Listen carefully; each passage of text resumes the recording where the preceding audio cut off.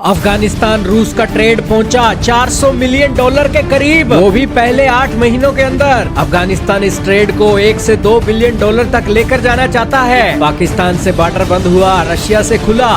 जी हाँ दोस्तों, हाल ही में अफगानिस्तान के मिनिस्टर आए हैं। उन्होंने अपने पहले 8 महीनों के आंकड़े, रशिया के साथ जो ट्रेड के हुए हैं उसके आंकड़े जारी किए हैं और एक अच्छी खासी ग्रोथ भी देखने को मिली है।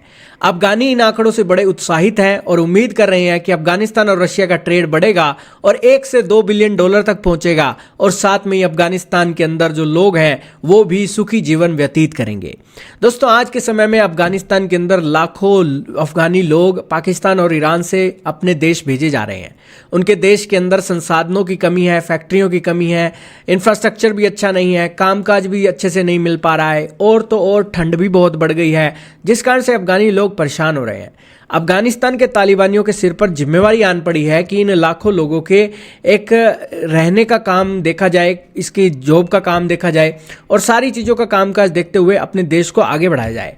अफगानी लड़ लड़ कर थक चुके हैं और वो चाहते हैं कि यहाँ पर एक स्टेबल सरकार हो और पीस हो रीजन के अंदर, जिसके चलते वो डेवलप हो।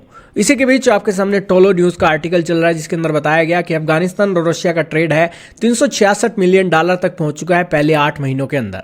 ये ग्रोथ 174 मिलियन डॉलर की थी पिछले साल के आंकड़ों के मुताबिक 8 महीनों की, और अब 192 मिलियन डॉलर का इंक्रीज देखने को मिला है।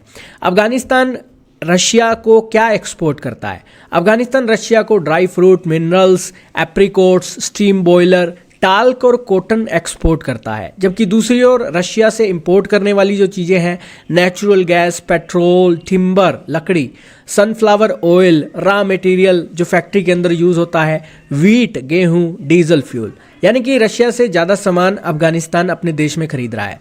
और यहाँ पर आप देखिए कि एक समय था अफगानी लोग सोवियत यूनियन के खिलाफ जिहाद छेड़ रहे थे, तालिबान वाले, और उस समय क्या था कि अब रशिया वाले कह रहे थे, सोवियत यूनियन वाले कह रहे थे कि अफगानिस्तान के अंदर हम डेवलपमेंट करेंगे, लेकिन तालिबानियों वालों के साथ उनके साथ दो हाथ हो गए। लेकिन फिर अमेरिकन आए और अमेरिकन ने तो दोस्तों अफगानिस्तान के अंदर जमकर लूटा, उनके फॉरेन एक्सचेंज रिजर्व भी जब्त कर लिए। जो अफगानी टैलेंटेड लोग थे उनको एजुकेशन दी अमेरिकन लोगों ने, उनको भी अपने साथ ले गए और रहा कहा नुकसान ये कर दिया कि उनके देश के अंदर जो फैक्ट्रियां लगी हुई थी वो सोवियत यूनियन के समय वाली ही फैक्ट्रियां थी, उनकी डेवलपमेंट के लिए कोई काम नहीं किया।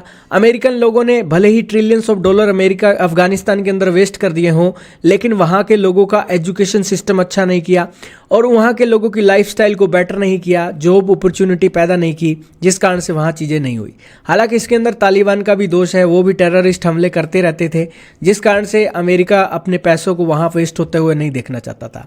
लेकिन at the end of the day America Afghanistan के अंदर कुछ नहीं भेज रहा है और रशिया से उन्हें बची खुची मदद मिल रही है। फैक्ट्रियाँ चलाने के लिए रॉ मटेरियल मिल रहा है, पेट्रोल मिल रहा है, डीजल मिल रहा है, नेचुरल गैस मिल रही है और ये सारी चीज़ें मिल रही हैं। तो यहाँ पर कहने का यही मतलब है कि जब भी लड़ाई होती है देशों में तो दोस्तों देशों का नुकसान होता है और किसी की ईगो यहाँ पर कोई फुलफिल नहीं होती है। जब ह्यूमैनिटी यहाँ पर एक दुख पाती है तो बड़ा दुख होता है।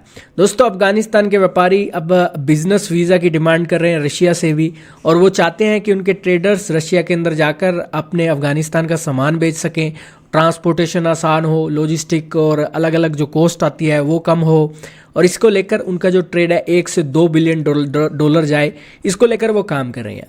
तो बेसिकली सब मेहनत कर रहे हैं अफगानी लोग और अपने देश को डेवलप करने के लिए अच्छा प्रयास कर रहे हैं, और रशिया को एक बेहतरीन देश के तौर पर अफगानिस्तान के अंदर देखा जा रहा है।